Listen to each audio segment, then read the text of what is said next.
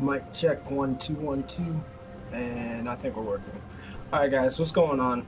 This is your boy Fabrid coming at you, not live, but this is one of the replays that I saved for the vacation time that I'm going on. So in this one, it's unfortunately it's a normal match, but the people I queued with were like at the time I believe because I looked up most of their profiles, they were either just into plat, like low plat, mid plat, high plat, and I think there were a couple like one or two low diamond. So in terms of like seriousness and whatnot, I don't think these guys were too serious. I think they were probably performing at like they were kind of. I like to shut my brain off too when it's the match, so they're probably performing at like maybe like plat 5 or so. But either way, there's some valuable things you can pull from a match like this. Now we lost this match, but it's still like I want to show you like what games can look like even when like you make all the right moves and you can still lose, but pretty much how to react to a counter pick. So yeah, in this one I'm going up against the Quinn, and that person plays Quinn a lot. Top, I remember checking that. Most of these people are in their element; they're in their right role. So let's fast forward and get to the laning. I want to show you what I did during the laning phase and whatnot. So I can break that down, so that if you are fighting like melee, or if you're playing Darius, you'll know exactly what I was thinking. So I'm entering the lane, and I'm already thinking to myself, I need to avoid as much damage as possible, because Quinn is ranged, and I didn't see her in that bush. So yeah, she's gonna get a couple autos, and my goal here is to really just avoid as much damage as possible, wait until I'm high enough to engage, and then also pull the wave back so that I can go in on her, and I have a lot of space with the lane to drag her in. I just pointed that to what is that with my finger? So I'm gonna fast forward a little bit because this beginning is just boring stuff a little bit. It's just I go in for some poke. I try to see what she's got for her first ability, and she had her dash in. No, I take a good beating there, proper potion, but we're still good. We're still G's. Still the G, man. So I'm gonna fast forward. There's some weird stuff that happens with my teammates. They do some pretty interesting things, but yeah, we're good. Yeah, that's what's just gonna happen in a counter pick. Sometimes I'm used to dealing with a counter pick, but I think it's more so how you play your champion than counter picks alone. You can't really just always counter pick and expect it to work. It's like this game is not Pokemon. You can't just pick a counter and then expect it to work all the time. So yeah, this part gets me because Quinn enters the jungle and then they see each other and they don't react. So I have no idea what was going on there. Maybe they just decided that like, you know what I mean? Like, wait, what? Kind of deal. And they just decided that, it's not necessary to fight. And I just reacted to that. I was like, wait, why is she there? So here's about the time where I go in.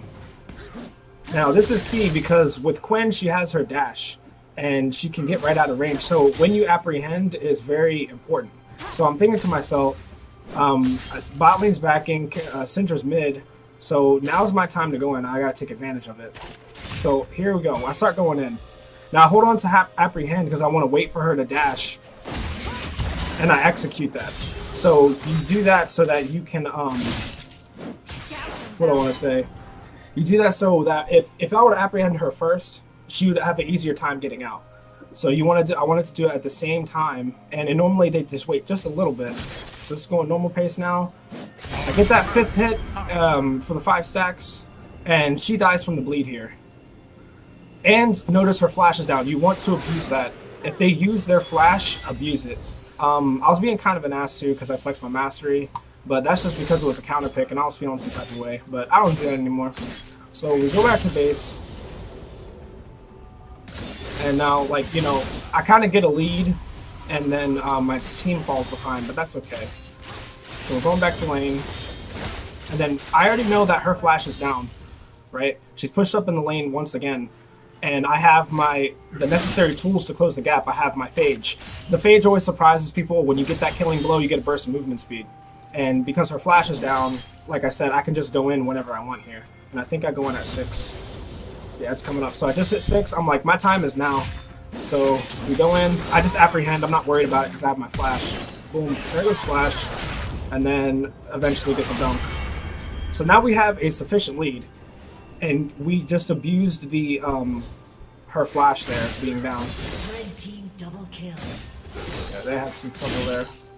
So then I'm looking that I realize that my team's behind and that I have to help them. So what I do here is I run back and I'm going to TP bot. And at this point, Quinn is zoned, so we don't have to worry about that. We don't have to focus on that. That's just standard lane stuff. So here, this is more on the macro play here. I'm pretty sure the TP's here. I know it's either coming up or... yeah. So here's the TP. This is more of a macro play decision.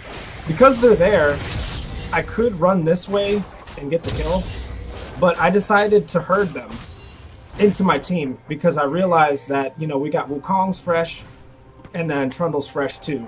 So I'm just going to herd them into my team. Now, see, Lucian's kind of stuck there, and Trundle picks him off, and then Wukong happens to get a kill on, I think, Nami here. And then I see that, you know, Trundle's engaging on Lucian. Lucian knows I'm over that side, though. But I enter near the Dragon Pit, so if he dashes over, he'll feed me more.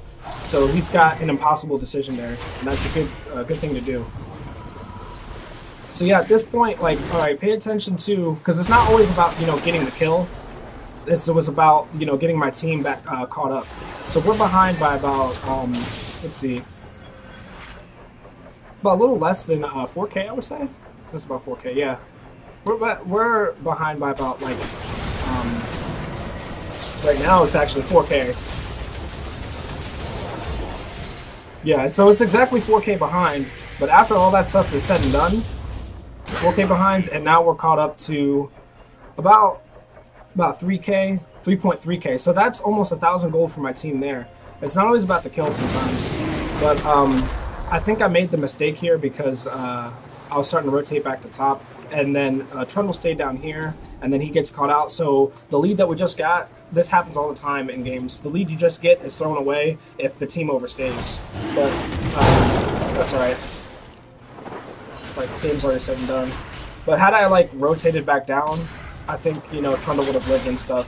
So the team actually catches up again. But that's about it for this match. Those are, like, the key elements. From here on out, I start making mistakes. Like, I think I make a bad TP or something like that. And, like, yeah, we just can't catch up.